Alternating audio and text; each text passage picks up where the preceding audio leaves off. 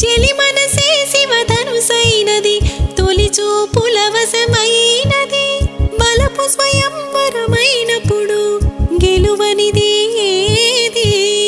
ఒక బాణం ఒక భార్యన్నది, శ్రీరాముని చిరయసమైనది, శ్రీవారు ఆవరమిస్తే సిరులన్నీ నావే. తొలి చుక్కవు నీవే, చుక్కాడివి నీవే, తుదిదాకా నీవే, మరు జన్మకు నీవే.